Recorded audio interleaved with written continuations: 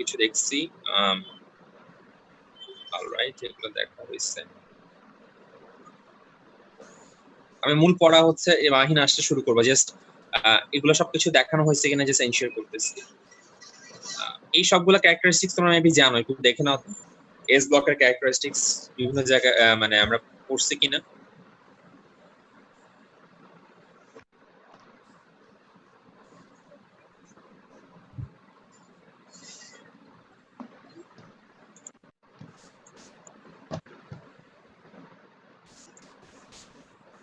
আমি আসলে দেখলাম বইয়ে অনেক বেশি ইনফরমেশন, সো বইয়ে সবকিছু আসলে দেখার দরকার নেই। আমরা এই স্লাইডটা পড়বো, স্লাইডটা পড়লেই ইনাফ আর কি এক্সামের জন্য।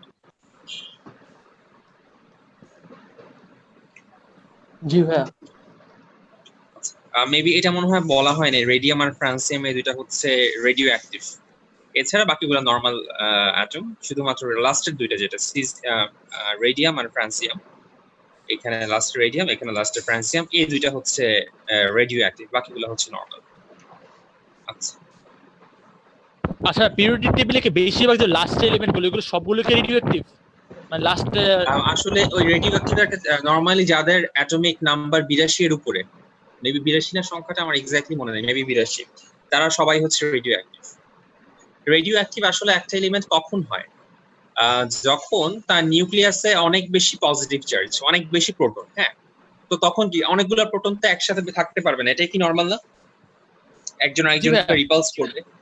তো এই যখন অ্যাটমিক নাম্বারটার 82 কে ক্রস করে যায়, অথবা 82 হয়, এক্স্যাক্ট মনে নাই, ইদার 82 কে ক্রস করে অথবা 82 হয়, তখন হচ্ছে তারা এমন পরিমাণ চার্জ বা এমন পরিমাণ রিপালশন ক্রিয়েট করে তাদের পক্ষে আসলে আর একসাথে থাকা পসিবলই হয় না। তো তখন তারা হচ্ছে রেডিও অ্যাক্টিভ হয়ে যায়, মানে একসাথে থাকা পসিবল হয় না, তার মানে নিউক্লিয়াসটা ভাঙা শুরু করে, আর নিউক্লিয়াস ভাঙা মানে তো আমরা জানি রেডিও অ্যাক্টিভ, তাই না? তো ওই নরমালি এই জন্য 82 যেগুলো বেশি রেডিও অ্যাক্টিভ, মানে মোটামুটি এই যে জায়গা থেকে শুরু, বিসমাউথলেট, পলোনিয়াম, এই সবগুলাই মোটামুটি রেডিও অ্যাক্টিভ। আচ্ছা ভাইয়া, এই চ্যাপ্টারের বাইরে এমনি ইলেকট্রন নিয়ে একটা কোশ্চেন ছিল, করব? হ্যাঁ বলো। সেম চার্জ যদি একে অপরকে রিপেল করে তাহলে ইলেকট্রন আপনার পেয়ারে পেয়ারে থাকে কেন? ইলেকট্রন পেয়ারে পেয়ারে থাকে আসলে ইলেকট্রন গুলো একজন আরেকজন রিপালস করে, এটা ট্রু। ইলেকট্রন যখন পেয়ারে পেয়ারে থাকে একজন আরেকজনকে রিপালস করে, বাট ওই যে প্রোটনের যে অ্যাট্রাকশন, সে প্রোটনের অ্যাট্রাকশনের জন্যই তারা একসাথে থাকে। এবং পেয়ারে থাকার কারণটা বুঝতে হলে যে আমাদের ব্লক থিওরিটা বুঝতে হবে, যে প্রতি অরবিটাল থিওরি বুঝতে হবে। একটা অরবিটালে positive negative spin, positive spin negative spin. তো যখন একজন পজিটিভ স্পিনে থাকে একটা ব্লকের মধ্যে, তখন এই প্রপার্টি অনুসারেই তার দরকার হয় আরেকটা ইলেকট্রন নেগেটিভ স্পিনে নিয়ে আসার, বা একটা যদি নেগেটিভ স্পিনে থাকে তার দরকার হয় আরেকজনকে পজিটিভ স্পিনে নিয়ে আসার।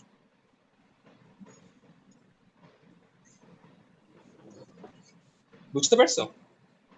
জি ভাই।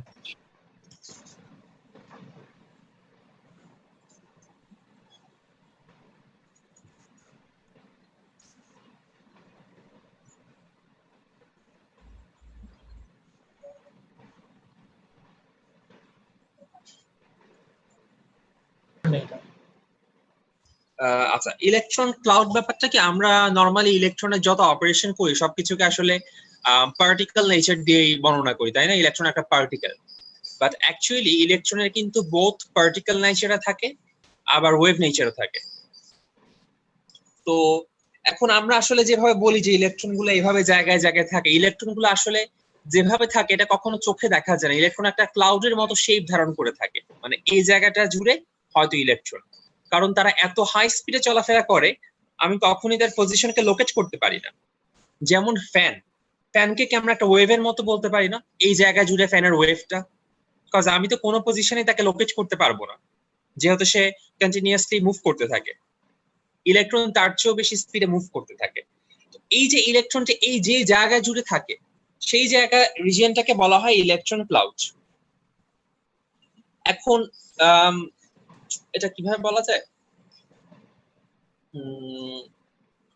হ্যাঁ, এখন ইলেকট্রনের যে লেভেল গুলা, ইলেকট্রন তো একটা এনার্জি লেভেল নিয়ে থাকে, তাই না? এই ধরো টুপি যেগুলা, এই টুপি সবগুলা কি একটা এনার্জি লেভেল নিয়ে থাকে? 2s তাদের হচ্ছে আরেকটা এনার্জি লেভেল, মানে তারা হচ্ছে সেম এনার্জি লেভেলটাকে শেয়ার করে। একটু কি বুঝতে পারতেছো? জি ভাইয়া।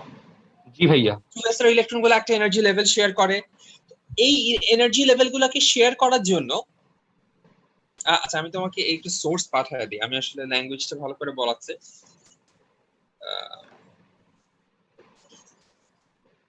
একটু দেখে নিও, এখানে হচ্ছে মোটামুটি আনসারটা দিয়ে দেওয়া কেন ইলেকট্রন আসলে পেয়ার হিসেবে থাকে যদি তারা রিপিল করে। মোটামুটি একটা আনসার হচ্ছে তাদের একটা ওয়েভ প্রপার্টিটাই হচ্ছে এখানে কি ফাংশন, মানে আমরা সবসময় ইলেকট্রনটাকে চিন্তা করি পার্টিকেল হিসেবে, আসলে ইলেকট্রনের একটা ওয়েভ নেচারও থাকে, সেটাই আসলে এটার জন্য অনেকটুকু রেসপন্সিবল। আচ্ছা এই প্রপার্টি গুলো সবগুলো আমরা জানি কিনা একটু দেখে নাও তো। পি ব্লকের তিনটা থাকে, একটা হচ্ছে মেটাল, নন মেটাল আর সেমিকন্ডাক্টর বলতে পারি এগুলোকে, এবং এদের নাম্বার 32। এগুলো অলরেডি আমরা জানি আই গেস, শুধু এটা আমি বলা হয় নাই। ব্রোমিন হচ্ছে একমাত্র লিকুইড নন মেটাল, পি ব্লকের মধ্যে একমাত্র লিকুইড নন মেটাল হচ্ছে ব্রোমিন। এটা এমসিকিউর জন্য আমরা একটু মনে রাখবো। বাকি সবগুলো কি জানো না তোমরা? একটু দেখো তো।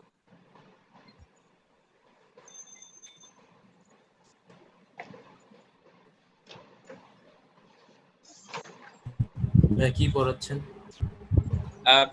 পিরিয়ডিক প্রপার্টিজ ভাই, জাস্ট প্রথম থেকে হচ্ছে আমি এই স্লাইডটা থেকে পড়াবো, জাস্ট কোনো ইনফরমেশন মিস হয়ে গেল কিনা জাস্ট চেক করতেছি, যেগুলো আগে তোমাদের বলা হয় না এরকম কিছু আছে কিনা এখানে। নিশ্চয়ই কি তেজি ভাই পড়ার নাই? এটা তেজি ভাই, এটা হচ্ছে মনে রাখার জন্য ফর্মুলা। তেজি ভাই মানে হচ্ছে তেজস্ক্রিয়, তেজি মানে তেজস্ক্রিয় বা রেডিও অ্যাক্টিভ, ভাই দিয়ে বাই বিসমাউথ আর কি, পো দিয়ে হচ্ছে পোলোনিয়াম, এটি দিয়ে হচ্ছে এটার নামটা আমি নিজে ভুলে গেছি, এটার নাম অ্যাস্টাটাইন, আর এটা হচ্ছে আরএন।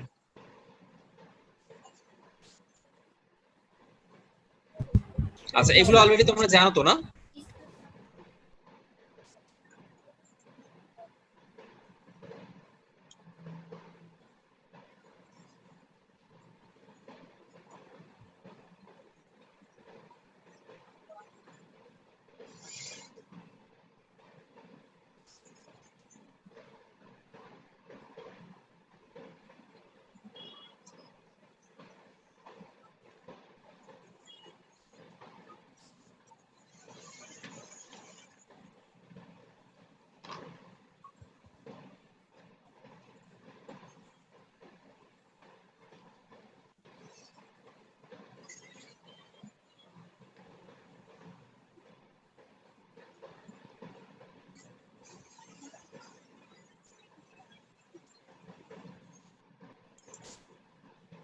জি ভাইয়া। ভাইয়া আপনি খালি ভাই এই হাইলাইট করা জায়গাগুলোর একটু ইংলিশ টার্মটা বলে দিয়েন। আচ্ছা এটা হচ্ছে কোভালেন্ট প্রপার্টি। সমযোজী ধর্ম মানে কোভালেন্ট প্রপার্টি। আমরা বলছিলাম মেবি যে পি ব্লকে সবাই হচ্ছে কোভালেন্ট প্রপার্টি দেখায়, মানে তারা ইলেকট্রন শেয়ার করতে চায় rather than ionic bond formation, মানে ইলেকট্রন একদম পার্মানেন্টলি দিয়ে দেওয়া বা নিয়ে নেওয়া। তারা হচ্ছে most of the case electron share করতে চায়। কিছু এক্সেপশন তো অবশ্যই আছে, যেমন NaCl। হ্যাঁ, NaCl যদি তাও তা আয়নিক কি, বাট মোস্ট অফ দ্য কেসই তারা হচ্ছে কোভালেন্ট প্রপার্টি শো করতে চায়। আচ্ছা স্বাভাবিক মৌল, এটা তেমন ইম্পর্টেন্ট কিছু না, ন্যাচারাল এলিমেন্ট। আর তরল অধাতু মানে লিকুইড নন মেটাল, লিকুইড নন মেটাল, তরল অধাতু, যা আপনি ব্লকের অন্তর্ভুক্ত। আর কোনো পয়েন্ট কি বুঝতে কোনো সমস্যা আছে? পি ব্লকের বেশিরভাগ এলিমেন্ট কি সলিড? পি ব্লকের ওরকম ডেফিনেট কিছু না, যেমন গ্রুপ 17 হচ্ছে সব গ্যাস, গ্রুপ 16 এর কিছু গ্যাস কিছু সলিড, গ্রুপ 18 হচ্ছে গ্যাস, গ্রুপ 15 হচ্ছে গ্যাস, গ্রুপ 14 হচ্ছে সলিড, গ্রুপ 13 হচ্ছে সলিড। এরকম কোনো স্পেসিফিক ভাবে আসলে কিছু বলা যায় না এটা সলিড, সবকিছুই সলিড বা সবকিছুই গ্যাসিয়াস, এভাবে আসলে বলা যায় না খুব একটা 15 এর কেসে। আচ্ছা এখানে যা ওখানে তাই দাও, এখানে আবার রিপিটেশন হয়েছে। আচ্ছা, ডি ব্লক নিয়ে আমাদের বেশ ভালোই আলোচনা হবে। ডি ব্লকের একটা মেইন কথা হচ্ছে এখানে সবাই হচ্ছে মেটাল। ডি ব্লকে যতগুলো এলিমেন্ট টোটাল মেবি কয়টা, 1 2 3 4 3 4 5 6 7 8 9 10 মেবি বেশ ভালো 38টার মতো হয়তো এখানে এলিমেন্ট আছে। এক্সাক্ট নাম্বারটা আমি জানি না। এখানে সবাই হচ্ছে মেটাল, এটা খুব ইম্পর্টেন্ট একটা পয়েন্ট। ডি ব্লকের সবাই হচ্ছে মেটাল এবং তারা যে গ্রুপ 3 থেকে 12 এটা অলরেডি আমরা জেনে আসছি। আচ্ছা, আমরা কি ভ্যারিয়েবল ভ্যালেন্সি বা ভ্যারিয়েবল অক্সিডেশন নাম্বার এই টার্মটার সাথে পরিচিত? Variable oxidation number. জি ভাইয়া। হ্যাঁ, ভ্যারিয়েবল ভ্যালেন্সিটা ছিল হালকার উপরে আগে। আচ্ছা হ্যাঁ, ভ্যারিয়েবল ভ্যালেন্সি চেঞ্জ জিনিস, কি বলে ভ্যারিয়েবল অক্সিডেশন নাম্বার একই জিনিস। আচ্ছা, যেমন যদি এটা চিন্তা করি আর এটা চিন্তা করি, এই কম্পাউন্ডে আয়রনের ভ্যালেন্সি কত, অক্সিডেশন নাম্বার কত উপরেরটাতে? হ্যাঁ 2 plus Plus 2। two. Oxidation Plus number always plus হয়, ভ্যালেন্সিতে কখনো প্লাস মাইনাস হয় না। সো এটা যেহেতু অক্সিডেশন নাম্বার জিজ্ঞাসা করলাম, এটা হচ্ছে প্লাস 2। আর এখানে অক্সিডেশন নাম্বার কত? পুরোটার পুরোটার তো আসলে অক্সিডেশন নাম্বারের যোগফল অলওয়েজ 0 হয় ভাই। জিরো। আমি জানতে চাচ্ছি এই পজিটিভ Fe এর অক্সিডেশন নাম্বারটা কত এখানে? +1 হ্যাঁ 1 মনে হয় +1। সরি স্যার, আমি তো একটু ভুল করছি। হ্যাঁ এটা +3। +3 +3, রাইট। তো এই যে তারা একবার +2 একবার +2 +3 করতেছে, এটাকেই বলা হয় ভ্যারিয়েবল ভ্যালেন্সি। বুঝতে পারছো? জি ভাইয়া। জি ভাইয়া। আচ্ছা, এদের যে নরমাল ইলেকট্রনিক কনফিগারেশন, এটা কি আমরা দেখছিলাম আগে? একটু দেখো তো তাদের নরমাল ইলেকট্রনিক কনফিগারেশন যে এরকম টাইপ হবে। যেমন তুমি যে কোনো একটা জিনিসের যদি ইলেকট্রনিক কনফিগারেশন আঁকো, সাপোজ আয়রনেরই আঁকো, আয়রনারটা দেখতে কিরকম হবে? 4s2 3d6। তার মানে কি দেখো তো, এটাকে যদি n ধরো তাহলে এটা কি n-1 না? জি ভাইয়া। জি ভাইয়া। তার মানে কি দাঁড়ালো, ns 1 থেকে 2, n-1 d1 থেকে 10। অথবা তুমি যদি কোবাল্ট লেখো, কোবাল্টে ডট ডট ডট দিয়ে আলটিমেটলি কি আসবে, 4s2 3d7। মানে সবাই কি এই কমন ফর্মুলাটা মেনে চলে?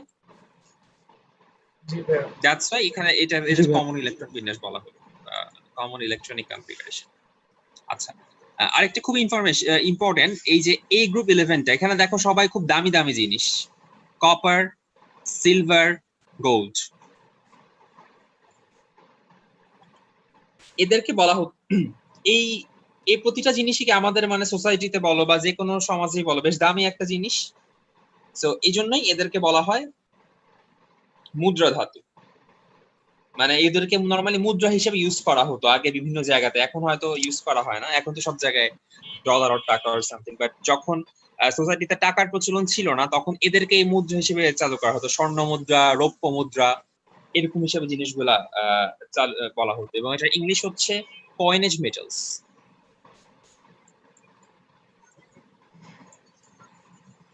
বা কয়েন মেটালও বলা হয় বিভিন্ন জায়গায়। আচ্ছা, তো এটা যদি অপশন মানে এমসিকিউ তে আসে যে কয়েন মেটাল কোনটা, গ্রুপ 11 কয়েন মেটাল। আচ্ছা, এরা হচ্ছে হিট আর ইলেকট্রিসিটি অনেক ভালো কন্ডাক্ট করতে পারে। আর হোল পিরিয়ডিক টেবিলে একমাত্র লিকুইড মেটাল হচ্ছে পারদ। একমাত্র লিকুইড মেটাল হোল পিরিয়ডিক টেবিলে 118টা যে এলিমেন্ট, তার মধ্যে একটাই লিকুইড মেটাল এক্সিস্ট করে এবং সেটা হচ্ছে মার্কারি। এটা হচ্ছে মার্কারি এবং এটা ডি ব্লকে অবস্থান করে। সো এগুলা হচ্ছে ডি ব্লকের মোটামুটি ইম্পর্টেন্ট ইনফরমেশন গুলা। এগুলা কারোটা বুঝতে কি কারো কোনো প্রবলেম আছে? না ভাইয়া বুঝছি। আচ্ছা, সো এগুলা এখানে আবার বলে দেওয়া ঠিক আছে। এখানে 4টা সিরিজে ভাগ করছে, এটা মনে হয় এই যেটা 3D series, 4D, 5D, 6D। আচ্ছা, আমাকে বলতে পারবা এটা কত নাম্বার পিরিয়ড? সবার উপরেরটা 4 নাম্বার।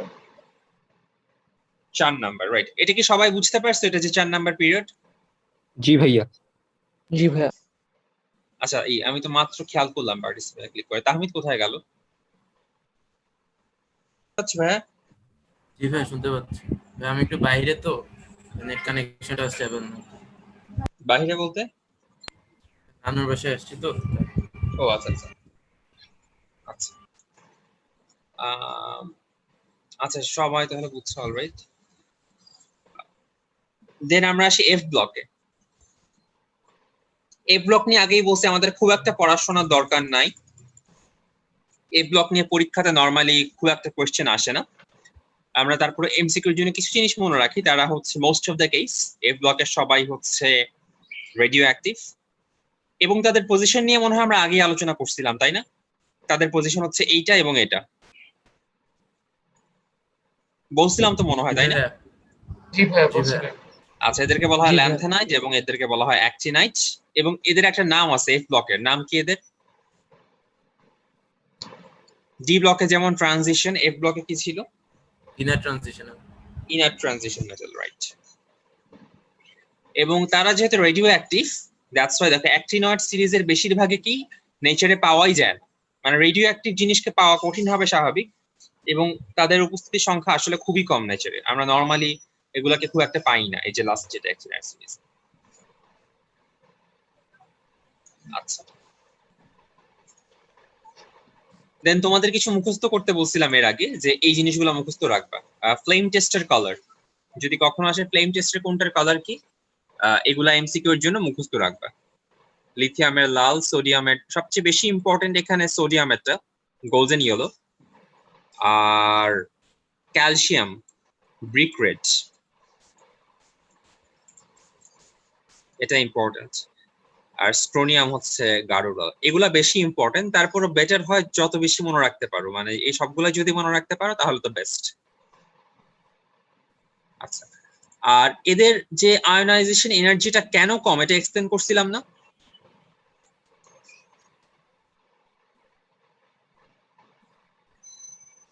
আবার বললে একটু ভালো জি হবে। ভাইয়া।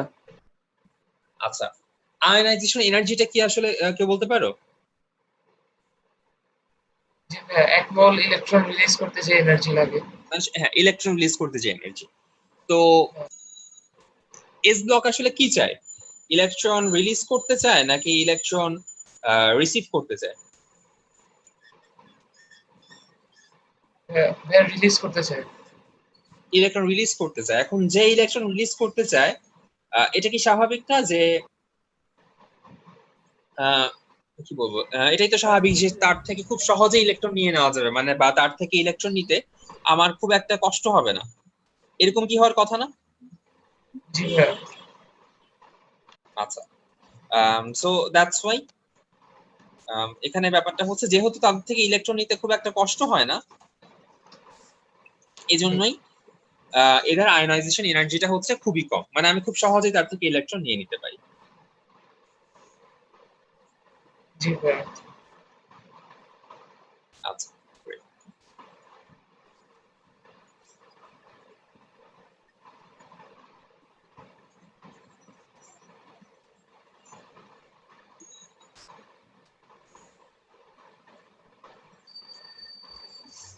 So আমরা পরেরটাতে যাই।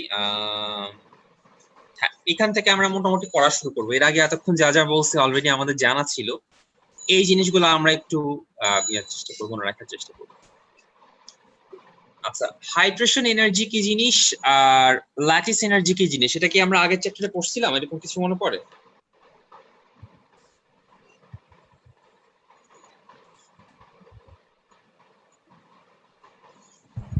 হ্যাঁ আবার একটু বলেন, ভুলে গেছি।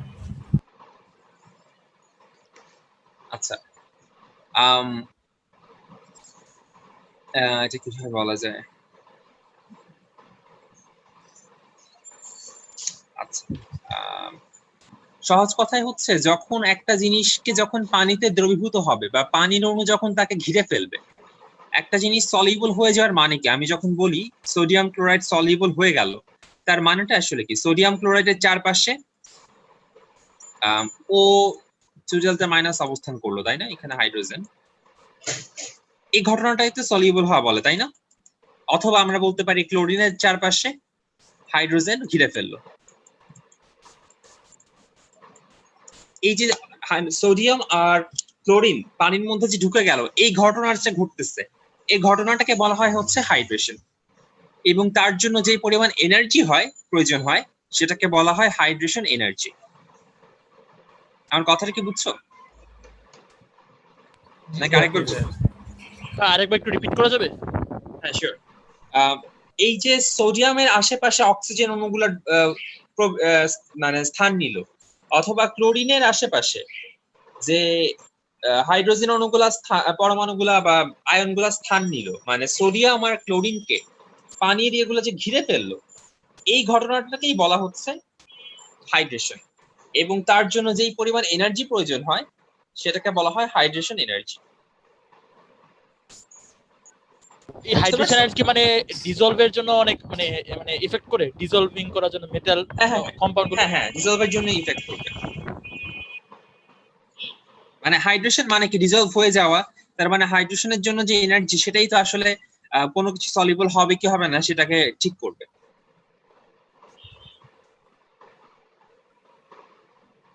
বুঝতে পারছো? জি ভাইয়া। আচ্ছা,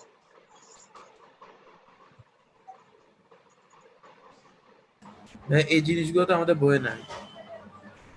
না এগুলো বইয়ে নাই, বাট এগুলো আসলে পরীক্ষাতে আসে যে এখানে কার দ্রবণীয়তা মানে কার সলিবিলিটি কাচ্ছে বেশি, এই জিনিসগুলো আসলে পরীক্ষাতে আসে।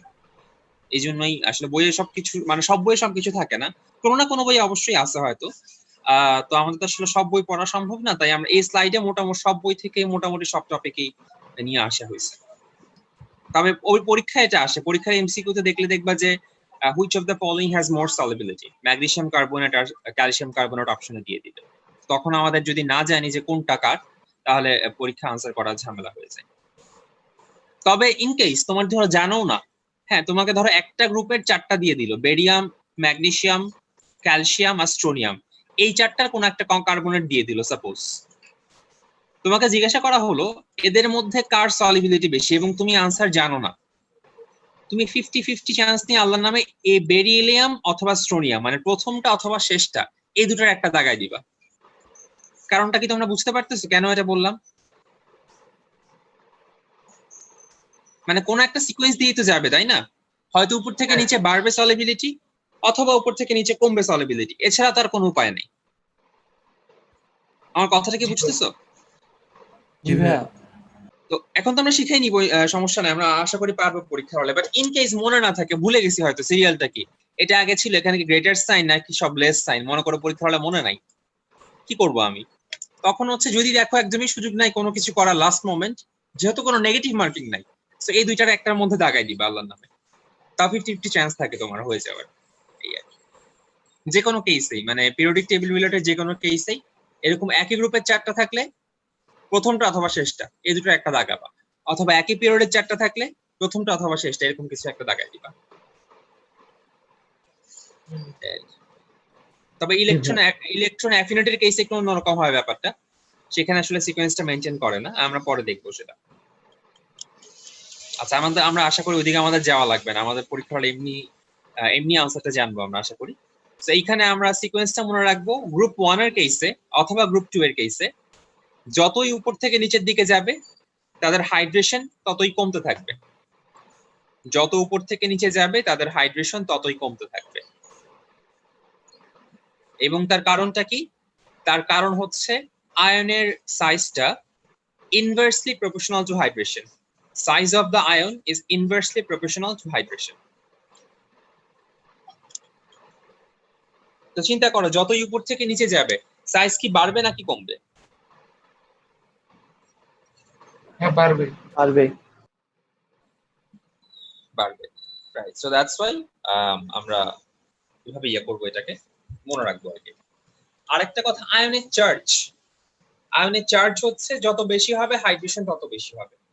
এটা এই ফর্মুলাটা আমরা মনে রাখবো, সামনে যদি কাজে লাগে তখন কাজে লাগাবো। সো এই দুটো আমরা মনে রাখবো, size inversely proportional to hydration আর charge directly proportional to hydration. আচ্ছা, তাহলে আমরা কি এই সিরিয়ালটা নিজেরাই বুঝতেছি না যে কিভাবে হইলো? জি ভাইয়া।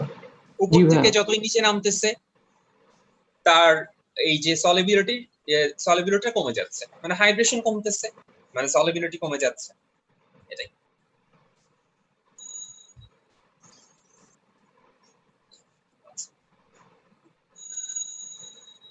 হ্যাঁ, পিরিয়ডিক টেবিল মুখস্থ করার সময় তো ডি ব্লকে যেসব ইয়াগুলো আছে গ্রুপ 3 থেকে 12 ওগুলো তো দরকার নেই না?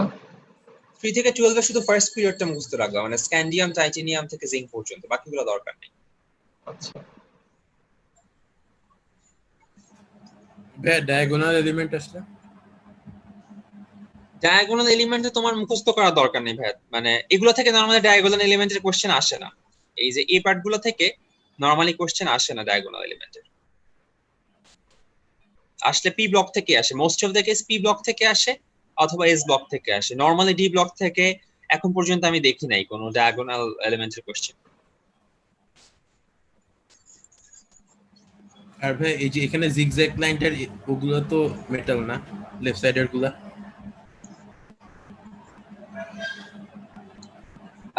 এই যেগুলো গ্রিন এলিমেন্ট এগুলাকে বলা হয় বেসিক মেটাল। এগুলো একটা নাম আছে, এই যে গ্রিন এলিমেন্ট গুলা, মানে এই যে জিগজ্যাগ ধরে এটার বাম পাশের পার্টটাকে বলা হয় বেসিক মেটাল। আর এই যে নীল পার্ট গুলা, এই যে নীল বলতে হচ্ছে মানে এখানে আসলে নীলটা তো এটা এটা এটা একটু হালকা নীল দেখা যাচ্ছে না? আমি কালার বুঝতেছি, তোমাদের এখানে কি বোঝা যাচ্ছে? এটা যে জি একটু ভাইয়া। অন্যরকম নীল, আমি যেগুলো রাইট দিলাম, হ্যাঁ, একটা একটু ডার্ক আর একটা হালকা। জি ভাইয়া। এই যে হালকা নীল যেগুলা সেগুলাকে বলা হয় সেমি মেটাল। যেগুলা হালকা নীল এগুলো হচ্ছে সেমি মেটাল, গ্রিন গুলা হচ্ছে বেসিক মেটাল, হালকা নীল গুলা হচ্ছে সেমি মেটাল, আর এই গাঢ় নীল গুলা হচ্ছে একদম সহজ কথায় নন মেটাল। এখানে আর কোনো কথা নাই। এই carbon, nitrogen, oxygen, phosphorus, sulphur, selenium এগুলো হচ্ছে নন মেটাল।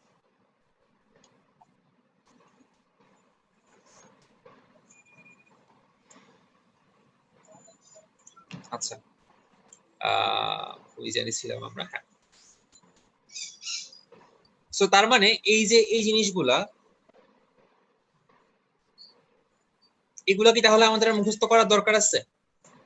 অনেক জায়গায় তো মুখস্থ করতে বলতে পারে, এগুলা কি তাহলে আমার মুখস্থ করার দরকার আছে? যদি আমি জাস্ট সিম্পল একটা কথা মনে রাখি, hydration inversely proportional two size, তাহলে কিন্তু আমার আর এই দুইটা মনে রাখার দরকার নাই। দেখো তো বুঝতেছো কিনা? হ্যাঁ, ওই পার্টটা একটু আবার রিপিট করা যাবে? তখন আমার কথা একটু কেটে আসতেছিল, আচ্ছা, প্রপারলি বুঝি। আমরা জাস্ট এতটুকু মনে রাখবো, hydration inversely proportional two size of the ion. বুঝতে পারছো? জি ভাইয়া। তার মানে একটা গ্রুপে যতই উপর থেকে নিচে যাবে, হাইড্রেশন বা সলিবিলিটি কি কমতে থাকবে না? জি ভাইয়া। এবং এখানে দেখো এই দুইটা জায়গাতেই সেই প্রিন্সিপালটাই মেনটেন করা হচ্ছে।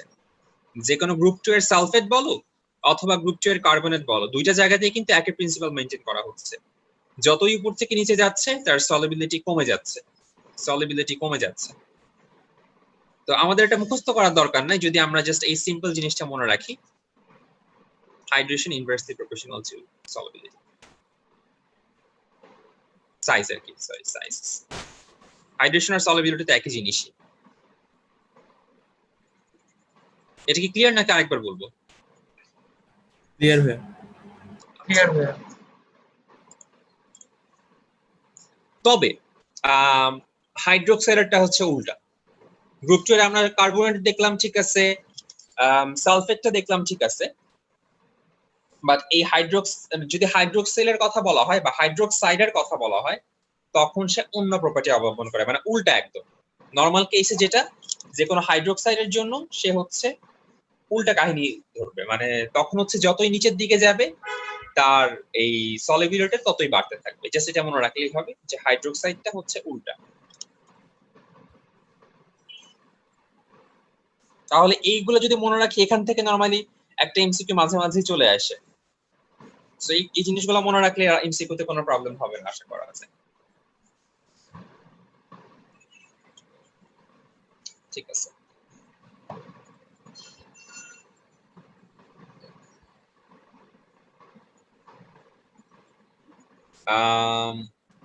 আচ্ছা, এস ব্লকের এলিমেন্ট গুলা 3 ধরনের অক্সাইড তৈরি করতে পারে।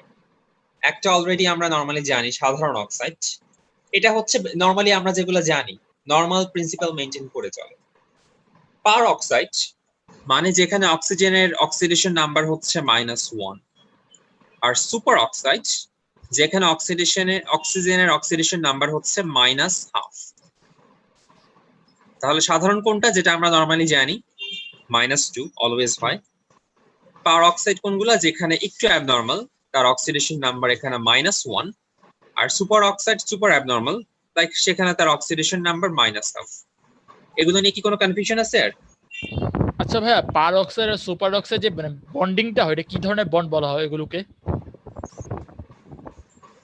কি ধরনের বন্ডের নামটা কি? মানে আমরা যেমন জানি কোভালেন্ট বন্ড ক্রিয়েট করে, আয়নিক বন্ড, এইসব ক্ষেত্রে কি বন্ড ক্রিয়েট করে পার অক্সাইড সুপার অক্সাইডের ক্ষেত্রে? ও আচ্ছা আচ্ছা, মানে তুমি জানতে চাচ্ছ এই মানে এটা কি কম্পাউন্ড, কোভালেন্ট কম্পাউন্ড নাকি আয়নিক কম্পাউন্ড? হ্যাঁ জি ভাই, অনেকটা এরকম টাইপই। এক মিনিট দাঁড়াও তো ভাই। হ্যালো, হ্যাঁ হ্যাঁ।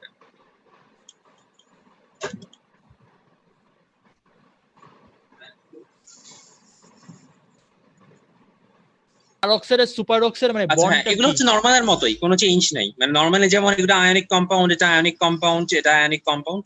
পার oxide ionic compound, super oxide ionic compound. মানে তোমার লাস্ট দিন বলছিলাম একটা কম্পাউন্ড কেন আয়নিক হয়, যখন এগুলা তাদের এক্সাইটেড ইলেকট্রোনেগেটিভ। স্টেট না? বুঝি নাই এগুলা। এগুলা এক্সাইটেড স্টেট না? হ্যাঁ এক্সাইটেড, মানে এটা স্ট্রাকচারটা আসলে একটু অন্যরকম এরকম। কোঅর্ডিনেট বন্ডটা কি? কোঅর্ডিনেট বন্ড হচ্ছে, কোভালেন্টে আসলে কি হয়, একজন ইলেকট্রন দুইজনে ইলেকট্রন দেয়, তারপর দুইজন শেয়ার করে, এটা তো কোভালেন্ট বলে তাই না? জি ভাই। আর কোঅর্ডিনেটে হচ্ছে একজনই ইলেকট্রন দেয়, ইলেকট্রন দিয়ে দুইজন শেয়ার করে। মানে এই দুইটা যে ইলেকট্রন তারা শেয়ার করে, এই দুইটাই আসলে ইদার এ এর হয় অথবা দুইটাই বি এর, কিন্তু তারপরও তারা দুইজন শেয়ার করে ইলেকট্রন গুলা। মানে এটা একজনের প্রপার্টি দুইজন শেয়ার করে, আর কোভালেন্টে দুইজনের প্রপার্টি দুইজন শেয়ার করে। হ্যাঁ মানে বুঝলাম না জিনিসটা কি। বুঝছো নাই? সাপোজ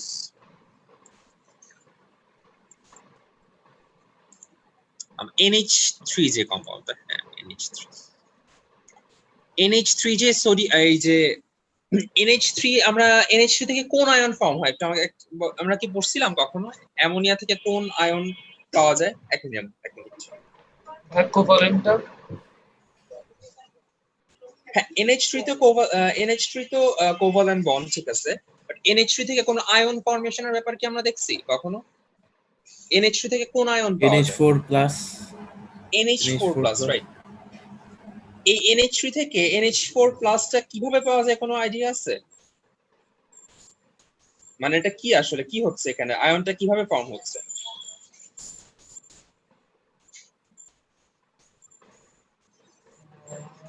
আচ্ছা, আমরা NH4+ এর স্ট্রাকচারটা দেখি, তাহলে আমাদের কাছে কিছুটা ক্লিয়ার হয়ে যাবে। সাপোজ NH3 ছিল এরকম ভাবে, এরকম, এই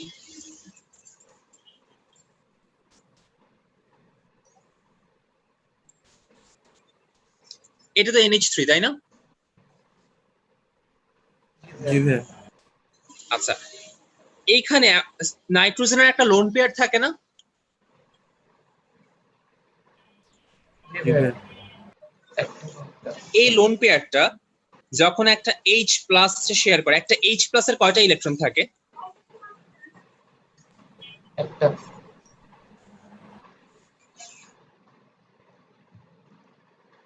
থেকে যায় না, যেটাকে আমরা লোন পেয়ার বলি। জি ভাই। জি ভাই এই ইলেকট্রনটা সে শেয়ার করে কার সাথে? এই যে একটা H+, একটা H+ এর কয়টা ইলেকট্রন থাকে? একটা ভাই। 0, H+। ও আচ্ছা, হ্যাঁ দিয়ে ফেলছে তো। H+ এ যখন আসে তখন কিন্তু সে এই দুইটা ইলেকট্রন নাইট্রোজেনের সাথে শেয়ার করে। এই যে সে দুইটা ইলেকট্রন শেয়ার করলো, এখানে কিন্তু হাইড্রোজেনের একটাও নাই, তাই না? দুইটা ইলেকট্রনই দিচ্ছে নাইট্রোজেন। এই যে বন্ধনটা, যেখানে একজন পুরোপুরি কন্ট্রিবিউট করতেছে এবং আরেকজনের কোনো কন্ট্রিবিউশনে নেই, সেটাকে বলা হয় কোঅর্ডিনেট বন্ড। আচ্ছা, কোশ্চেনটা কে করছিল? তাহমিদ? জি ভাইয়া। হ্যাঁ, তোমার কাছে কি ক্লিয়ার ব্যাপারটা? জি ভাইয়া। আচ্ছা আচ্ছা, হঠাৎ করে কোঅর্ডিনেট বন্ডটা এটা কোথায় পাইছো, কোন চ্যাপ্টারে? ভাইয়া ওই যে কি বলে ডায়মন্ড ফরমেশনে। ও আচ্ছা আচ্ছা, ঠিক আছে। আচ্ছা, এখন আমরা এস ব্লকের কেমিক্যাল প্রপার্টিটা একটু দেখি। ফার্স্টে দেখবো পানির সাথে তার যে রিঅ্যাকশন।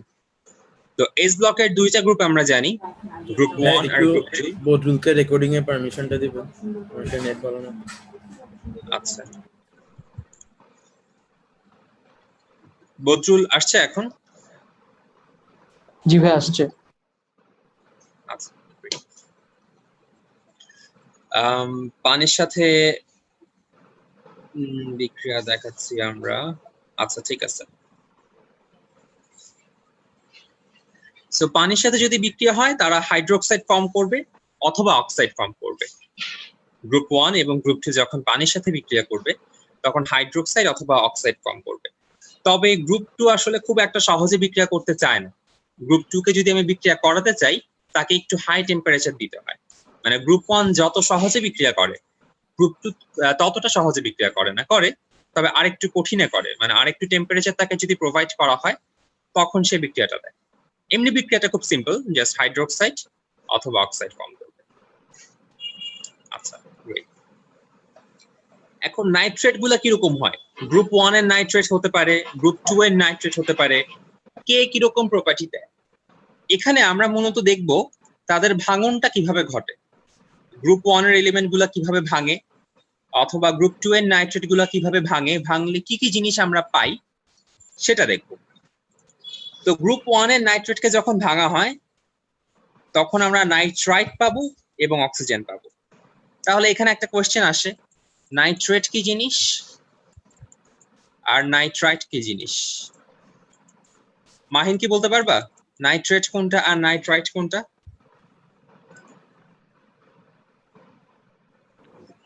একটার হচ্ছে আপনার -2, আরেকটার হচ্ছে আহ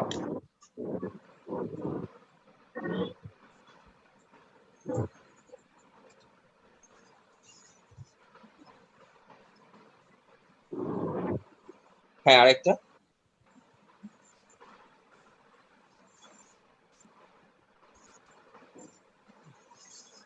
আরেকটার হচ্ছে চার্জ 3 সম্ভবত। দুইটা চার্জই আসলে -1 ভাইয়া। এখানে দুইটা চার্জই আসলে -1। তবে নাইট্রেট হচ্ছে NO3-, এটা চার্জও -1, আর নাইট্রাইট হচ্ছে NO2। এটাই জাস্ট পার্থক্য। এমনিতে দুইটা চার্জই -1, এটা নিয়ে কোনো সমস্যা নেই। NO2 আসলে একটা র্যাডিক্যালও হতে পারে। NO2 এটা যেমন একটা র্যাডিক্যাল, সিমিলারলি NO2 একটা কম্পাউন্ড।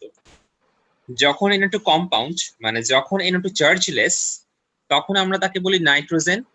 কি বলি বলতো, নাইট্রোজেন? যে একটু আবার বলবেন? NO2 যখন একটা কম্পাউন্ড, মানে কোনো চার্জ নাই, চার্জলেস, তখন তার নাম কি? Nitrogen dioxide. Nitrogen dioxide, right, nitrogen dioxide. আর যখন তার একটা চার্জ থাকে, মানে চার্জটা -1, তখন সে একটা আয়ন হয়ে যায় এবং তখন তার নাম হচ্ছে নাইট্রাইট। বুঝতে পারছো? জি ভাই। আর নাইট্রেট হচ্ছে NO3-, এটা একটা চার্জ। সো যখন মেটাল নাইট্রেট, ধাতব নাইট্রেট বলা হচ্ছে, দেখো মানে কি, কে একটা ধাতু আর মানে কে একটা মেটাল, আর NO3 হচ্ছে একটা নাইট্রেট। সো এই দুইটা মিলে হয়ে গেল ধাতব নাইট্রেট বা মেটাল নাইট্রেট KNO3। তাকে যখন হিট দেওয়া হবে, এটাকে বলা হয় তাপীয় বিয়োজন, থার্মাল ডিকম্পোজিশন। এটাকে বলা হয় থার্মাল ডিকম্পোজিশন। হিট দেওয়ার মাধ্যমে বা থার্মাল এনার্জি প্রোভাইডের মাধ্যমে তাকে ভাঙা হচ্ছে বা ডিকম্পোজ করা হচ্ছে। দ্যাটস ওয়াই তাকে বলা হচ্ছে থার্মাল ডিকম্পোজিশন। তো মেটাল নাইট্রেটকে, আজানটা শেষ হলে আমরা কন্টিনিউ করতেছি। নাইট্রেট হয় তখন তাকে থার্মাল ডিকম্পোজ করলে পাওয়া যাবে নাইট্রাইট এবং অক্সিজেন। বাট যদি সেটা গ্রুপ 2 এর নাইট্রেট হয়, ইন দ্যাট কেস আমরা পাবো হচ্ছে মেটালিক অক্সাইড, নাইট্রোজেন ডাইঅক্সাইড এবং অক্সিজেন। এই জিনিসটা আমরা একটু মনে রাখবো।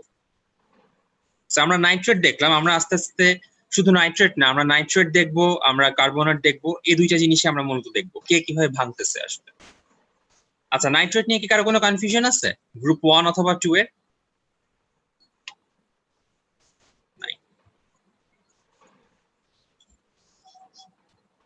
আচ্ছা, এখানে একটা কথা, আমরা যেমন গ্রুপ 1 আর গ্রুপ 2 এর কেসে দুইটার জন্যই নাইট্রেটের রিঅ্যাকশনটা দেখলাম, দুটাকেই তাপ দিয়ে খুব সহজে ভেঙে ফেলা যাচ্ছে, দুইটাতেই হচ্ছে অক্সিজেন পাওয়া যাচ্ছে। কিন্তু কার্বনেটের কেসে ব্যাপারটা আসলে এমন না। কার্বনেটের কেসে গ্রুপ 1 এর কার্বনেটকে ভাঙা যায় না। আমরা কার্বনেটের রিঅ্যাকশন শুধুমাত্র গ্রুপ 2 এর কেসে দেখব। গ্রুপ 1 এর জন্য কোনো কার্বনেট পাওয়া যাবে না, মানে কার্বনেটের রিঅ্যাকশন পাওয়া যাবে না। কার্বনেট পাওয়া যাবে, বাট কার্বনেটের এভাবে থার্মাল ডিকম্পোজিশন পসিবল হবে না গ্রুপ 1 এর জন্য, শুধুমাত্র গ্রুপ 2 এর জন্য পসিবল হবে। এবং অ্যাজ এ রেজাল্ট কি পাওয়া যাবে? অক্সাইড এবং কার্বন ডাই অক্সাইড।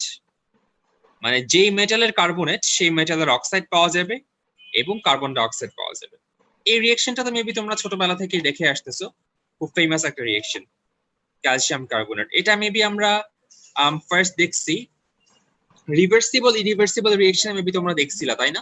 এই এক্সাম্পলটা এরকম কিছু কি মনে পড়ে? কখন এই রিঅ্যাকশনটা রিভার্সিবল অথবা কখন এই রিঅ্যাকশনটা ইরিভার্সিবল, এরকম কিছু? জি ভাইয়া। আচ্ছা, কখন রিভার্সিবল হতো এটা? ব্যাকওয়ার্ডে গেলে ফরওয়ার্ড থেকে। না, সে তো রিভার্সিবল এর মেইন ডেফিনিশন, বাট এই রিঅ্যাকশনটা কোন কেসে রিভার্সিবল হতো আর কোন কেসে রিভার্সিবল হতো না, কি করলে রিভার্সিবল হইতো বা হইতো না, এরকম কিছু? টেম্পারেচার বাড়ালে ব্যাকওয়ার্ডে আসতো। না আসলে আর কেউ কি বলতে পারবা?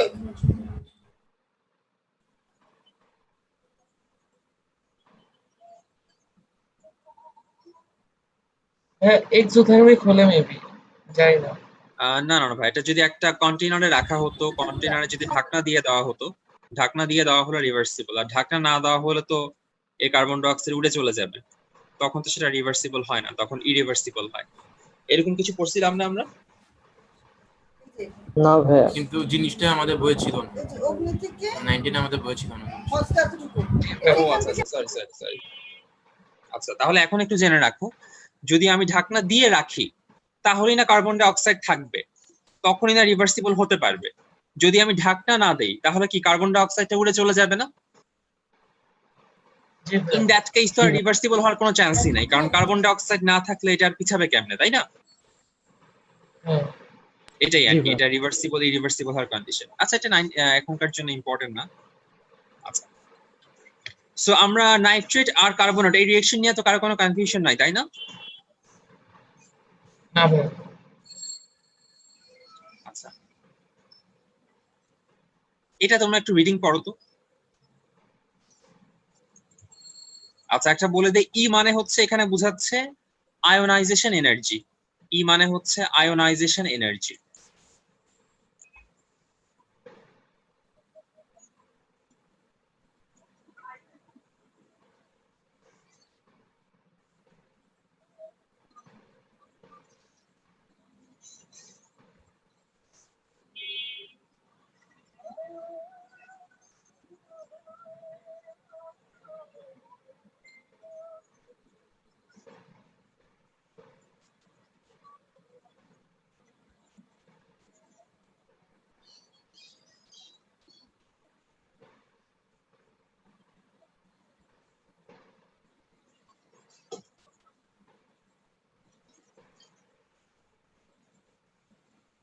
এখানে ভাইয়া এনার্জি কম বেশির আছে না, এই জন্যই।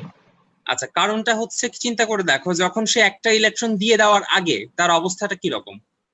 সে 1s2, আচ্ছা ডট ডট ডট দিয়ে আমি 3s1 পর্যন্ত গেলাম, সে তো চায় এই ইলেকট্রনটা খুব সহজে দিয়ে দিতে, তাই না? হ্যাঁ, তার মানে এই ইলেকট্রনটা ছাড়ার জন্য তার আয়োনাইজেশন মানে তার এনার্জিটা অনেক কম লাগবে, এটাই কি স্বাভাবিক না? জি ভাইয়া। জি ভাইয়া। তারপর যখন সে ছেড়ে দিল, তারপর তো সে শান্তি মতো একদম 2s2 2p6 একদম পারফেক্ট যেটা কনফিগারেশন মানে অষ্টক সেখানে চলে আসলো। এখন কি সে আর ইলেকট্রন ছাড়তে চাবে? ডেফিনেটলি না। চাবে না, তাই না? জি ভাইয়া। এই জন্যই হচ্ছে E2 এর এনার্জিটা এত হাই, দেখো কত গুণ, এটা অলমোস্ট 9 গুণ, 9 গুণের চেয়েও বেশি। তো এই সেকেন্ড ইলেকট্রনটা সরাইতে অনেক বেশি শক্তি লাগবে। দেখেই বোঝা যাচ্ছে সে একটা স্টেবল ইলেকট্রনিক কনফিগারেশনে আসলো, সে এটা লুজ করতে যাবে না, স্বাভাবিক। দ্যাটস ওয়াই Na2+ গঠিত হয় না। তুমি যদি এই ভ্যালুগুলো মনে নাও রাখো তাও খুব একটা সমস্যা নাই, মানে ক্রিয়েটিভের জন্য। তুমি জাস্ট বলবা, এই রিঅ্যাকশনটা দেখাবা, তার কনফিগারেশন দেখায় বলবা যে সহজেই ছাড়বে, তারপর বলবা যে ইলেকট্রনটা ছাড়ার পর সেই যে এই অবস্থানে চলে আসলো, এটা এই অবস্থাটাকে সে খুব পছন্দ করে, মানে লিখবা যেটা is a very stable configuration, that's why say electron lose করতে চায় না। সুতরাং এই ইলেকট্রনটা সরানো খুব একটা সহজ কাজ না।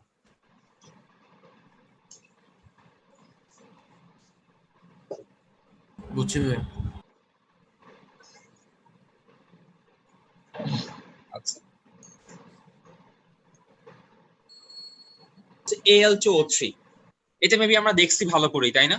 বেইজের সাথে রিঅ্যাকশন, অ্যাসিডের সাথে রিঅ্যাকশন, সে যে একটা অ্যামফোটেরিক জি অক্সাইড, ভাইয়া। এটা মেবি আমরা পড়ছিলাম, তাই না? জি ভাইয়া। আচ্ছা, জি ভাইয়া। তো আমরা জাস্ট এই জিনিসগুলো মনে রাখবো, আমরা কখন একটা অক্সাইডকে অম্লীয় অ্যাসিডিক অক্সাইড বলবো। যেমন সরি, যেমন আমরা B2O3 কে কেন অ্যাসিডিক অক্সাইড বলি, বা অন্য কোনো কিছুকে কেন বেসিক অক্সাইড বলি, বা কাকে অ্যামফোটেরিক অক্সাইড বলি, এটা একটু মাথায় রাখবো। যে অক্সাইডটা পানির সাথে রিয়েক্ট করলে অ্যাসিড ফর্ম করবে তাকে বলবো অ্যাসিডিক অক্সাইড। যে অক্সাইড পানির সাথে রিয়েক্ট করলে বেস ফর্ম করবে তাকে বলবো বেসিক অক্সাইড। আর যে অক্সাইড অ্যাসিড আর বেস উভয়ের সাথে রিয়েক্ট করে লবণ আর পানি প্রডিউস করে তাকে বলা হবে অ্যামফোটেরিক অক্সাইড। এটাকে আরেকবার বলবো নাকি বুঝতে পারছো? একটু রিপিট করতে পারবেন? লাস্টেরটা মানে এমফোটেকটা বলা ভাই ভালো হয়। আচ্ছা, পুরোটাই আবার বলি। যে অক্সাইডটা পানির সাথে রিয়েক্ট করে অ্যাসিড প্রডিউস করে তাকে বলা হয় অ্যাসিডিক অক্সাইড। যে অক্সাইড পানির সাথে রিয়েক্ট করে বেস প্রডিউস করে তাকে বলা হয় বেসিক অক্সাইড। আর যে অক্সাইড অ্যাসিড আর বেস দুইজনের সাথে রিয়েক্ট করে লবণ আর পানি উৎপন্ন করে, সল্ট আর ওয়াটার প্রডিউস করে, তাকে বলা হয় অ্যামফোটেরিক অক্সাইড।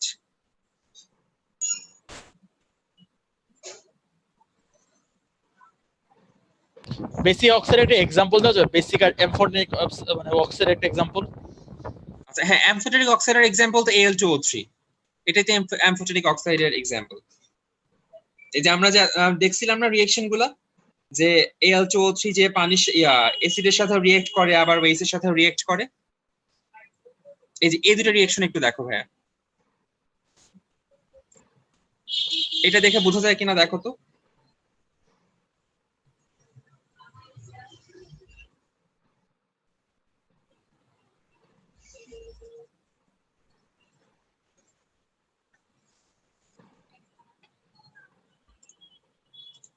দেখা হইলে বইলো। জি ভাই বুঝতে পেরেছি। আচ্ছা, আর B2O3 হচ্ছে অ্যাসিডিক অক্সাইড। কিভাবে বুঝলাম অ্যাসিডিক অক্সাইড? এই যে দেখো, সে পানির সাথে রিয়েক্ট করে একটা অ্যাসিড ফর্ম করে ফেললো, তার মানে সে হচ্ছে অ্যাসিডিক অক্সাইড। এটা কি বুঝে গেল? জি ভাইয়া। আর MgO ম্যাগনেসিয়াম অক্সাইড মানে গ্রুপ 1 2 এর যে কোনো অক্সাইডই বলতে পারো, বা সোডিয়াম অক্সাইড, এরা সব হচ্ছে বেসিক অক্সাইড।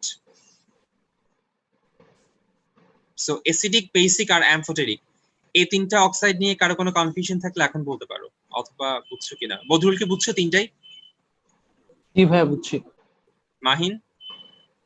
জি ভাইয়া বুঝছি। নাফিস? জি ভাই বুঝতে পেরেছি। নাহমিদ? জি ভাইয়া। রাওয়াত বুঝছো?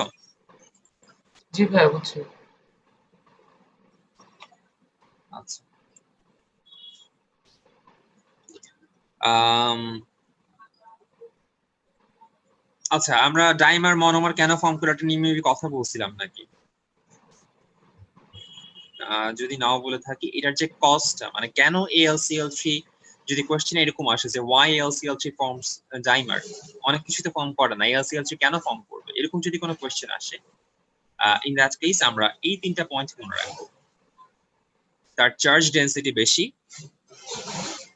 তার সহজেই পোলারাইজেশন ঘটে। এখন পোলারাইজেশন কি জিনিস, এটা আসলে আমরা চ্যাপ্টার 4 এ গিয়ে দেখবো। ফাজান্স লতে গিয়ে পোলারাইজেশন জিনিসটা আমরা ডিটেইলসে দেখবো চ্যাপ্টার 4 এ গিয়ে। সো এখন আমরা আপাতত এই পোলারাইজেশন নিয়ে মাথায় না ঘামানোই ভালো। আর থার্ড পয়েন্ট হচ্ছে, তারা এই যে আমরা একটু আগে যে জিনিসটা দেখলাম, এটা হচ্ছে এই পয়েন্টটা তোমরা বুঝতেছো কিনা একটু দেখো তো।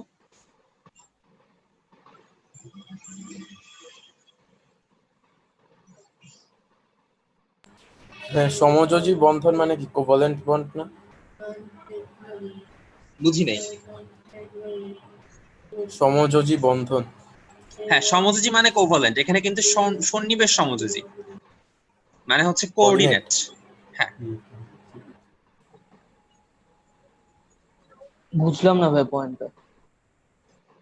আচ্ছা, এখন আমরা দেখি অ্যালুমিনিয়ামের যে ব্যাপারটা। অ্যালুমিনিয়াম ক্লোরাইড যখন ফর্ম হয় তখন জিনিসটা কি এরকম না?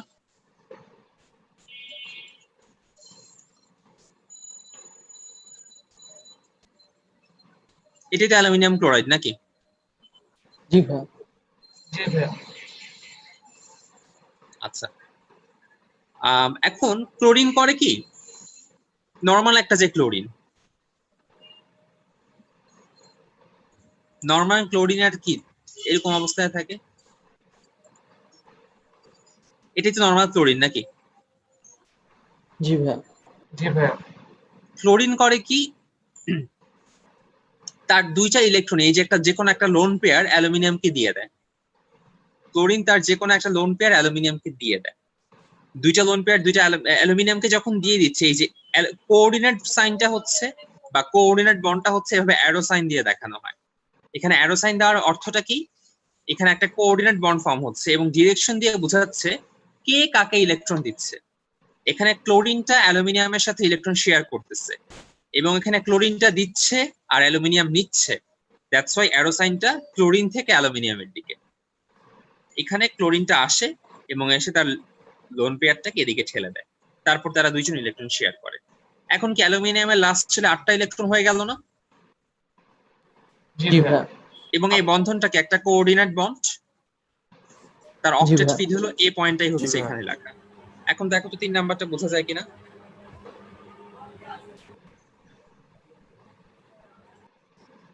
ভাই স্ট্রাকচারের ফিগারগুলো কি ইম্পর্টেন্ট? যদি কোশ্চেন আসে AlCl3 কেন ডাইমার ফর্ম করে, তখন দিতে হবে দুইটা ফিগার তো জাস্ট। এটা তো BF3 এর জন্য যদি আসে তাহলে BF3 টা, আর যদি AlCl3 টার জন্য আসে তাহলে এই দুইটা ফিগার আর কি। এটা তো আমরা অলরেডি জানি, এটা তো আর শিখা লাগবে না তাই না? এই যে প্রথম যেটা মার্ক করলাম AlCl3, জাস্ট এটা একবার প্র্যাকটিস করে যাবা আর কি। যদি পরীক্ষায় আসে কেন ডাইমার ফর্ম করে, তাহলে এটা যে আঁকবে ওকে, ও অবশ্যই মার্কের দিকে একটা অ্যাডভান্টেজ পাবে। আচ্ছা ভাইয়া, হ্যাঁ, এই ডাইমার পয়েন্টটা জিনিসটা আবার কি? রিপিট করবেন এখানে যে। থার্ডটা, হ্যাঁ হ্যাঁ, এই যে ক্লোরিনটা যে আসলো, এটা কতক্ষণ কথা আটকে গেছে। আচ্ছা, এটা তো নরমাল অ্যালুমিনিয়াম ক্লোরাইড তাই না? জি ভাই। এই অ্যালুমিনিয়াম যদি অক্টেট ফিল আপ করতে চায়, তার আরো কয়টা ইলেকট্রন লাগবে? দুইটা। এখন তার কাছে যে 3টা ছিল সেই 3টাই কিন্তু সে শেয়ার করে ফেলছে, তার কিন্তু আর কোনো ইলেকট্রন কারোর সাথে শেয়ার করার কোনো সুযোগ নাই তাই না?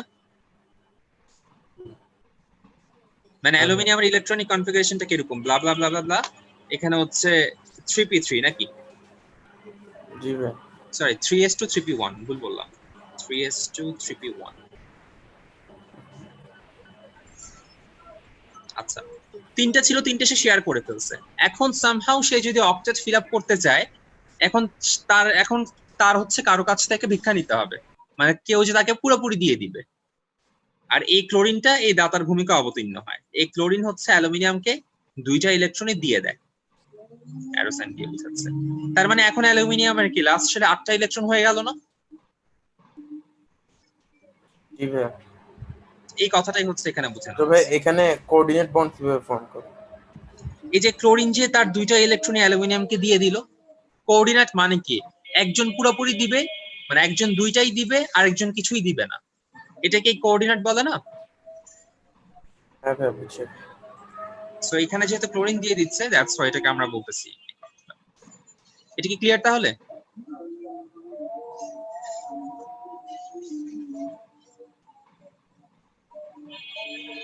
এটা কি বুঝছো ভাইয়া? বুঝছি ভাইয়া। আচ্ছা,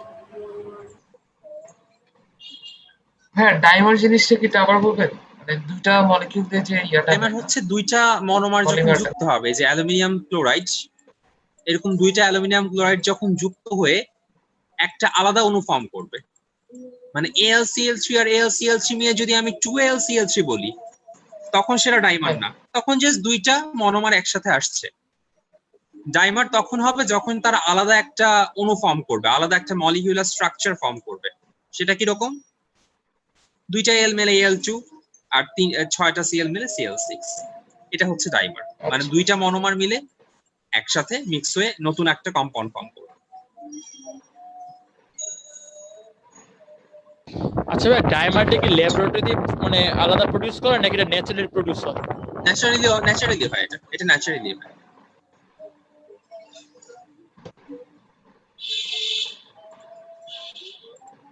তবে এটা প্রেশারটা এখানে ভালো ফ্যাক্টর একটা আসলে। মানে এই যে আমরা যেমন দেখি পলিথিনকে যে অনেক হাই একটা প্রেসারে দেওয়া হয়, যখন অনেকগুলো মনোমারকে প্রেসারে রাখা হবে, সেটা ন্যাচারালি প্রেসার হতে পারে, আর্টিফিশিয়াল প্রেসারে হতে পারে, ল্যাবরেটরি প্রেসার হতে পারে, তখন তারা হচ্ছে একজন আরেকজনের সাথে মিক্স হয়ে ডাইমার ফর্ম করার প্রবণতাটা বৃদ্ধি পাবে। আচ্ছা, এটা নিয়ে যদিও কথা বলা হয়ে গেছে, তোমরা একটা একবার রিডিং করো তো, এটা এখন আশা করি বুঝবা। দেখো তো, এটা হচ্ছে কোঅর্ডিনেট বন্ড, পুরাটুকু একটু দেখো। আমি যে টার্ম গুলা বলে দিই, এটাকে বলা হয় ডোনার। দাতা মানে ডোনার আমরা জানি, আর গ্রহীতা মানে হচ্ছে অ্যাকসেপ্টেড। একবার জাস্ট রিডিং করো স্লাইডটা, দেখো বুঝতে সমস্যা হয় কিনা।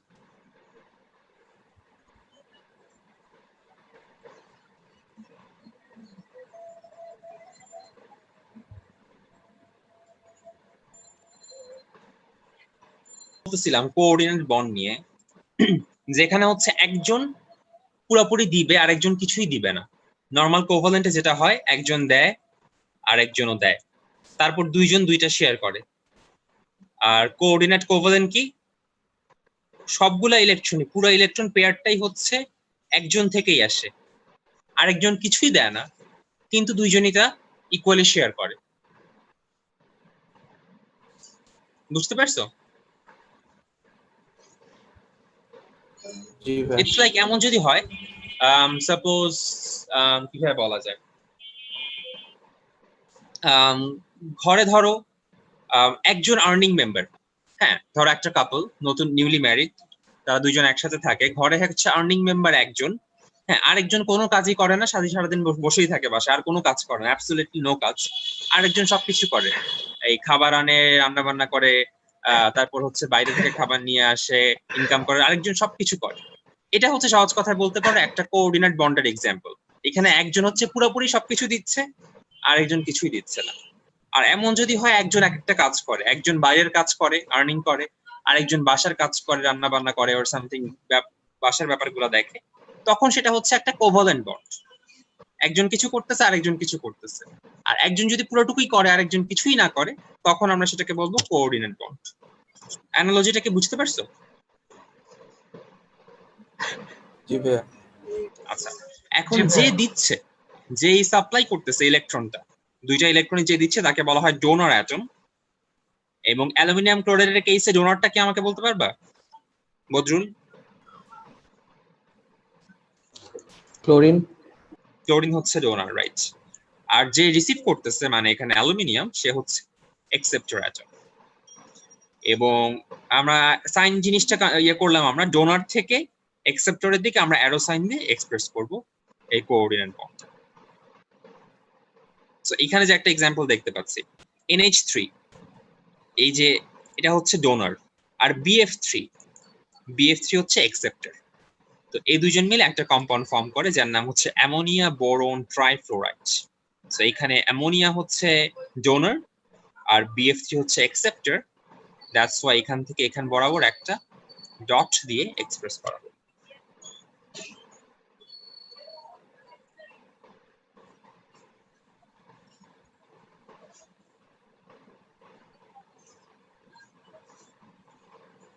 এটা নিয়ে কি কারো কোনো কনফিউশন আছে? না ভাইয়া বুঝছি। আচ্ছা,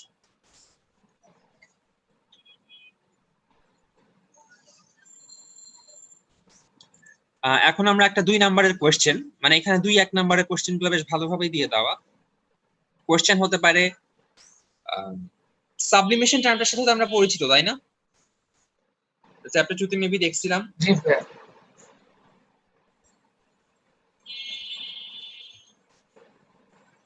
জি ভাইয়া। কোয়েশ্চেন করা হয় মাঝে মাঝে সাবলিমেশন AlCl3 কেন সাবলিমেশন হয়? কারণটা হচ্ছে higher charge, polarization, covalent nature. Polarization কি আমরা এখন বলবো না, আগেই বলছি, জাস্ট এই 3টা পয়েন্ট দিয়ে দিব যদি কখনো 2 নাম্বারের জন্য আসে। why sublimation occurs in AlCl3, এই 3টা পয়েন্ট দিয়ে দিব, higher charge, polarization and covalent nature. পোলারাইজেশনটা জিনিস কি? একটা হাইলি চার্জ আয়নের জন্য আরেকটা বেয়ারলি চার্জ আয়ন যখন রিঅ্যাক্ট করে, ওইটা না? ব্যাপারটা আসলে কি কিভাবে বলা যায়, পোলারাইজেশন মানে হচ্ছে কিভাবে বলা যায় এটাকে, একটা ছোট অল্প কথায় কিভাবে বলা যায়, সাপোজ আচ্ছা ঠিক আছে, আমি একটা এক্সাম্পল দিই। সাপোজ A আর B, হ্যাঁ, তারা আয়নিক বন্ড ফর্ম করছে, ভালো কথা, কিন্তু তাদের মধ্যে ইলেকট্রোনেগেটিভিটির খুব একটা ডিফারেন্স নাই। নর্মাল কেসে আমরা কি দেখি, যখন আয়নিক বন্ড ফর্ম করে তখন এই ক্লোরিন হচ্ছে খুবই শক্তিশালী, সে সোডিয়ামের ইলেকট্রনকে একদম আজীবনের জন্য নিয়ে নেয়, আর সোডিয়াম আজীবনের জন্য পজিটিভ চার্জ হয়ে যায়। আয়নিক বন্ডে তো এই ঘটনাগুলোই ঘটে, তাই না? কিন্তু যদি এরকম হয়, তারা হচ্ছে আয়নিক বন্ড ফর্ম করছিল, ভালো কথা, A আর B, A প্লাস হইছে আবার B মাইনাস হইছে, কিন্তু B আবার খুব একটা শক্তিশালী না, মানে এই যে আজীবনের জন্য ইলেকট্রনকে ধরে রেখে দিবে, সে অতটা শক্তিশালী না। এ হচ্ছে কি আবার পজিটিভ চার্জ হওয়ার পর থেকেই এ আবার এই ইলেকট্রনের প্রতি এর একটা আকর্ষণ জন্মায়। তখন কি করে কি, সে ইলেকট্রনটাকে নিচের দিকে টানতে থাকে। ইলেকট্রনটা সে দিয়ে দিছে, ভালো কথা, এখন আবার তার দিকে তার খুব মায়া লাগতেছে, সেই ইলেকট্রনটাকে সে আবার নিচের দিকে টানতেছে। এই যে ইলেকট্রনটাকে যে নিচের দিকে টানতেছে, তার মানে কি এখানে একটা হালকা কোভালেন্ট ভাব চলে আসলো না? জি ভাইয়া। এই জিনিসটাই সহজ কথা হচ্ছে পোলারাইজেশন আর কি। যে আয়নিক সে ছিল, সে ইলেকট্রন দিয়ে দিচ্ছে, কিন্তু এখন আবার তার পজিটিভ হওয়ার পর ইলেকট্রনটাকে সে খুব মন চাচ্ছে ইলেকট্রনটাকে নিয়ে আসতে, আবার তখন সে ইলেকট্রন তো আসলে ক্লাউড আকারে থাকে, ইলেকট্রন ক্লাউডটাকে নিচের দিকে আবার টানতে চায়। এই ঘটনাটাই সহজ কথায় পোলারাইজেশন। আমরা ইন ডিটেইলস চ্যাপ্টার 4 দেখবো ইনশাআল্লাহ। আচ্ছা ভাই, এখানে কি ইলেকট্রোনেগেটিভিটির কোনো ইফেক্ট আছে? হ্যাঁ, ইলেকট্রোনেগেটিভিটি ডিফেক্ট তো আছেই। যখন একটা জিনিস অনেক বেশি ইলেকট্রোনেগেটিভ, লাইক সোডিয়াম আর ক্লোরাইড, সোডিয়ামের মেবি 1.2, ক্লোরিনের হচ্ছে মেবি 3, হিউজ ডিফারেন্স, মানে ক্লোরিন খুবই শক্তিশালী, সে তো ইলেকট্রন দিবে না সোডিয়ামকে, এটাই স্বাভাবিক। কিন্তু এমন কিছু যদি হয় যাদের ইলেকট্রোনেগেটিভিটির ডিফারেন্স খুব একটা বেশি না, যেমন অ্যালুমিনিয়াম আর ক্লোরাইড, তাদের ইলেকট্রোনেগেটিভিটির ডিফারেন্স খুব একটা বেশি না, তখন তো ক্লোরিন আর আগের মতো শক্তিশালী নাই। এখন অ্যালুমিনিয়ামের কিছু পাওয়ার আছে, সেও এখন ইলেকট্রন গুলাকে নিজের দিকে একটু টানতে চাবে, এটাই স্বাভাবিক।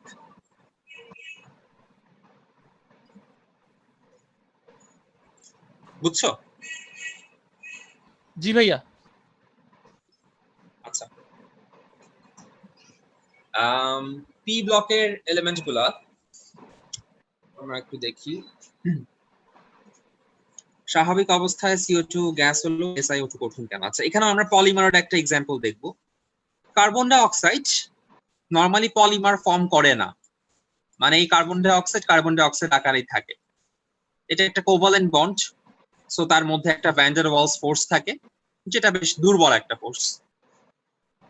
বাট সিলিকনের কেসে হয় কি, যখন সিলিকন ডাইঅক্সাইড ফর্ম করে তখন তারা এভাবে পলিমার ফর্ম করে, মানে একজনের সাথে একজন হাত পা মিলায় একটা বিশাল যৌগ ফর্ম করে। এখন এই যে বিশাল যৌগ ফর্ম করলো, এখন একে যদি লিকুইড বা গ্যাস করতে হয়, এই সবগুলো বন্ধনকে কি ভাঙতে হবে না? মানে এদের মধ্যে যে সলিডে যে স্ট্রং ফোর্সটা থাকে, লিকুইডে গেলে তারা স্বাভাবিকভাবে খুব দূরে সরে যায়, গ্যাসে গেলে আরো দূরে সরে যায়। এখন পলিমার হওয়ার জন্য এই প্রতিটা বন্ধনকে এখন ভাঙার একটা ব্যাপার চলে আসে না? জি ভাইয়া। এজন্য এই সালফার ডাইঅক্সাইডকে লিকুইডে বা গ্যাসে সহজে কনভার্ট করা যায় না, বা একটু হায়ার টেম্পারেচারে সিলিকন ডাইঅক্সাইড গ্যাসিয়াস বা লিকুইড হয়। দ্যাটস ওয়াই নর্মাল টেম্পারেচারে কার্বন ডাইঅক্সাইড গ্যাস হলেও সিলিকন ডাইঅক্সাইড হচ্ছে একটা সলিড। এই কোশ্চেনটা আসলে ক্রিয়েট হলো কেন?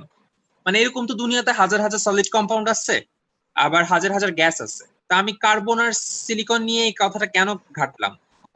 কারণ হচ্ছে আমরা জানি গ্রুপ 14টা হচ্ছে এই সিরিয়ালে, কাঁদলে শার্ট গেঞ্জি স্যান্ডেল পাবে, বা যেভাবে তোমরা মনে রাখছো। এখন আমরা তো এটা শিখে আসছি যে একই গ্রুপের জিনিসগুলা মোটামুটি একই একটা প্রপার্টি আমাকে শো করতে যাবে, এটা দেখছি না? জি তো ভাইয়া। এখন তাহলে যেহেতু তারা একই প্রপার্টি শো করবে, তাহলে যেটা হওয়া উচিত যে কার্বন ডাইঅক্সাইড যদি গ্যাস হয় তাহলে সিলিকন ডাইঅক্সাইডও গ্যাস, অথবা এটা যদি সলিড হয় এটাও সলিড। বাট এটা না, কেন না সেটা হচ্ছে এখানে এক্সপ্লেন করলো, যে সিলিকন ডাইঅক্সাইড হচ্ছে একটা পলিমার আর কার্বন ডাইঅক্সাইড হচ্ছে একটা গ্যাস। একটা পলিমার এটা হচ্ছে নর্মাল একটা একক অণু, এটা একটা মনোমার, এ কখনো পলিমার ফর্ম করে না। যেহেতু সে পলিমার ফর্ম করে না, দ্যাটস ওয়াই সে গ্যাস, আর যেহেতু সে পলিমার ফর্ম করে দ্যাটস ওয়াই সে একটা সলিড। এই পয়েন্ট বুঝতে কি কারো কোনো প্রবলেম আছে? কামিত? ভাই সব মেটালয়েড কি পলিমার তৈরি করবে? না, সবাই করবে না, এটা আসলে যে ন্যাচারাল প্রপার্টির উপর সবাই যে করবে এমন না, কিছু কিছু করে কিছু কিছু করে না। জি ভাই। আমাদের আচ্ছা জন্য শুধু ভাইয়া, সিলিকন ছাড়া আর কোনোটা SiO2 লাগবে না আসলে, আমাদের জন্য সিলিকনটা এই পলিমার ফর্ম করে এতটুকু জানলেই এনাফ। জি ভাই। ভাইয়া সিলিকন ডাইঅক্সাইড এটা কোন ফর্মে থাকে? সলিড হ্যাঁ নাকি? সলিড, এটি তো আমরা পড়াচ্ছি যে সিলিকন ডাইঅক্সাইড সলিড থাকে অলওয়েজ। কেন সলিড থাকে? বিকজ সে পলিমার ফর্ম করে। পলিমার। আচ্ছা, বদরুল কি বুঝতে পারছো ভাইয়া? জি ভাই বুঝছি। মাহিন? জি ভাইয়া বুঝছি। নাফিস? জি ভাইয়া বুঝতে পেরেছি। আচ্ছা, কার্বন অ্যাকচুয়ালি অনেকগুলা, এখানে তেমন ইম্পর্টেন্ট কিছু না, জাস্ট এমসিকিউ এর জন্য। কার্বন অনেকগুলা ফর্ম শো করতে পারে, অনেকগুলা রূপে থাকতে পারে কার্বন।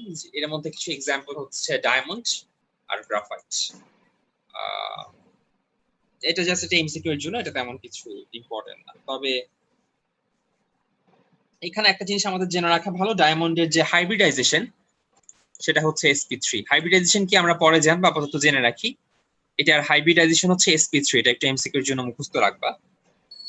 আর গ্রাফাইটের যে হাইব্রিডাইজেশন সেটা হচ্ছে sp2। এটা কি জিনিস আমরা ইনশাআল্লাহ পরে বুঝতে পারবো। আচ্ছা ভাই, অ্যালোট্রোপ অফ কার্বন জিনিসটা কি? বুঝি নাই। অ্যালোট্রোপ অফ কার্বন। অ্যালোট্রপি মেবি, হ্যাঁ এটাই হচ্ছে বহুরূপতা। মানে এই যে তারা যে অনেকগুলো রূপ শো করতেছে, মাঝে মাঝে ডায়মন্ড, মাঝে মাঝে গ্রাফাইট, এটা কিন্তু পিওর কার্বন, এখানে কিন্তু আর কিছু নাই, জাস্ট কার্বন। এটাও কিন্তু আর কিছু না, জাস্ট কার্বন। এই যে এক কার্বনই বিভিন্ন ধরনের কম্পাউন্ড ফর্ম করে দেখাচ্ছে, এটাকে বলা হচ্ছে অ্যালোট্রপি অফ কার্বন। বুঝছি ভাই। আচ্ছা, এই বদরুল আর কতক্ষণ আছে ভাইয়া? এখানে দেখাচ্ছে এই মিটিংটা। 1 মিনিট 17 সেকেন্ড। 2 মিনিট। আচ্ছা, আমি তাহলে এটা ক্লোজ করে দিই, আমরা 15 মিনিট পর শুরু করি। হ্যাঁ।